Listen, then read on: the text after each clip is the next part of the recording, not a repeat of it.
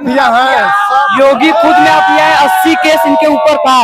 जब मुख्यमंत्री बने तो अपने ऊपर 80 केस खत्म किए। खुद वो माफिया है। कोई देखने के लिए आते हैं और भी बाकियों का रैली होता है और देखिए ऐसा है कि प्रदेश में जो सरकार इस समय मौजूदा डबल इंजन की चल रही है, इस सरकार में जरा सा भी दम नहीं है। ये सरकार अपने इंजन से किसी को खींच नहीं पा रही है। और अखिलेश यादव जी एक ऐसी उम्मीद है जो यहाँ की आवाम को, यहाँ की जनता को उम्मीद दिखाई दे रहे हैं कि आने वाले समय में जो अखिलेश यादव अपने कार्यकाल में काम किए थे वही काम फिर दोहराया जाएगा। और इसीलिए यहाँ पे जनता जुटी थी और उसी का परिणाम था जो रोडों पे जाम लगा है, जो कुर्सियां टूटी हैं, जो इतना जनसौलाह देखने को मिला। और ये भाजपा की तरफ बुलाई गई, पैसे पे बुलाई गई भीड़ नहीं थी। ये भीड़ अपने दम पे आई थी। यहाँ पे बच्चा से लेकर बुजुर्ग तक आए थे और इसलिए आए थे क्योंकि उनको उम्मीद है कि यदि ये इंडिया अलायंस की सरकार आती है तो लोगों को नौकरी मिलेगा, लोगों को रोजगार मिलेगा। आज सब लोग बाहर जाते हैं कमाने के लिए और उनको क्या तकलीफ झेलनी पड़ती है, ट्रेनों में तकलीफ झेलनी पड़ती है, गर्मी झेलनी पड़ती है।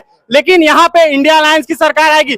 कुछ विपक्ष के नेता कहते हैं ये टीएमसी बंगाल से आई है। मैं उनसे कहना चाहता हूँ तुम बंगाल में जाके देखो बंगाल में कितना विकास हुआ है, वही विकास यहाँ पे यह सत्ता करेगी। और इन लोगों को समझना पड़ेगा, विपक्ष को समझना पड़ेगा। तुम कितना भी इंडिया अलायंस के नेताओं को जेल में डाल दो, ईडी को लेकर परेशान कर दो, यदि सरकार आएगी, मैं बाबा जी को चैलेंज करता हूँ। बाबा जी को बिना बाल का घूमने का शौक है। यहाँ की जनता उनको इस बार दफा करके जिंदगी भर के लिए बिना बाल की कर देगी और उनके ऊपर भी जांच बैठाया जाएगा। क्योंकि जब वो सत्ता में नहीं थे तो उनके ऊपर 75 केस थे और सत्ता में आते उस केस को खत्म कर दिया गया। और इसीलिए यहाँ की जनता ऐसे लोगों को जो सत्ता में बैठ के लोगों को परेशान कर रहे हैं, ऐसे लोगों के ऊपर कार्रवाई करने के लिए तैयार है। और वही नतीजा था जो आज आपने भीड़ देखा। ममता बनर्जी को लोग आरोप लगाते हैं कि बंगाल में महिलाएं सुरक्षित नहीं है। जो कहते हैं बंगाल में महिलाएं सुरक्षित नहीं है, वो जरा उत्तर प्रदेश में बताएं महिलाएं कितने सुरक्षित। वो बंगाल क्यों चले जाते हैं? पहले अपने घर में देखें। दूसरों के घर में झांकने वाले बहुत मिलते हैं, जो खुद के घर में झांकता है वो असली इंसान होता है। नरेंद्र मोदी कहते हैं कि टीएमसी तो दूर की है, टीएमसी का तो कोई नामो निशानी नहीं है। नरेंद्र मोदी क्या है? नरेंद्र मोदी से कहना चाहता हूं, वो तो भी गुजरात से आए हैं। वो तो भी गुजरात से आए ना। वो कहाँ यूपी के हैं? वो तो हमारे बगल के साइड में कहाँ है? और हमारे यहाँ से मिर्जापुर से एक बार विधायक रह चुके हैं आदरणीय ललतेशपति त्रिपाठी जी। नरेंद्र मोदी बताएं हमारे भदोही में क्या दिए हैं? वो कालीन बुनकरों के लिए क्या दिया? किसी के लिए वो कुछ नहीं दिए।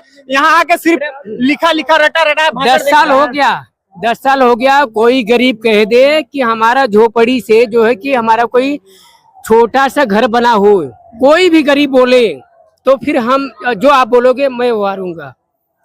मतलब जितना अखिलेश भैया किए हैं उतना मोदी कभी नहीं कर सकते। पिछली बार रमेश बिंद यहाँ से विधायक सांसद थे, अब ये सपा में चले गए हैं। जी, रमेश बिंद सपा में इसलिए चले गए क्योंकि उनके पार्टी से वो सांसद थे तो उनको कोई भी काम के लिए जाते थे तो भदोही का लिस्ट उठा के फेंक दिया जाता था, जिससे वो दुखी होकर के उनको इस बार टिकट भी नहीं दिया क्योंकि उनको पता था जब हमने काम ही नहीं दिया तो हम जीतेंगे कहाँ से। और रमेश बिंद जी को पता था कि समाजवादी पार्टी में यदि हम होते तो हमें ना जाने जाहिद बेग जी की तरह कितना काम मिलता। रमेश बिंद को तो बीजेपी ने टिकट ही नहीं दिया। नहीं, टिकट इसीलिए नहीं दिया क्योंकि पहले काम नहीं दिया और जब वो काम नहीं दिया तो जनता उनसे पूछती कि आप फिर इनको टिकट दिए तो आप किस बेस पे लड़ा रहे हो।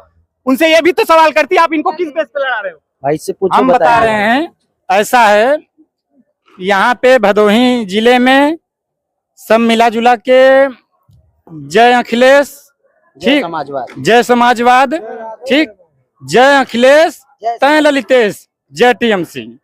देखिए यहाँ पे इतनी दीवानगी है कि लोग मोबाइल पे भी तस्वीरें लगा रखे हैं कि अखिलेश का जो चुनाव चिन्ह है वो भी यहाँ पे लोगों ने लगवा रखा है। क्या कहेंगे मैडम? क्या कहेंगे? क्या कहेंगे? वोट जी मैं अखिलेश यादव की तरफ से हूँ। यहाँ मेन मुद्दा मैडम यहाँ का है बेरोजगारी। कालीन नगरी से प्रसिद्ध है भदोही, लेकिन यहाँ कालीन के नाम पे बीजेपी सरकार ने यहाँ कुछ भी व्यवस्था नहीं की। मजदूरों को कोई सुविधा नहीं दी। जितने बड़े बड़े माफिया हैं, योगी खुद माफिया है। 80 केस इनके ऊपर था। जब मुख्यमंत्री बने तो अपने ऊपर 80 केस खत्म किए। खुद वो माफिया है, दूसरे क्या माफिया बोलेंगे? देखिए हम अखिलेश यादव के जनसभा से आपको दिखा रहे थे।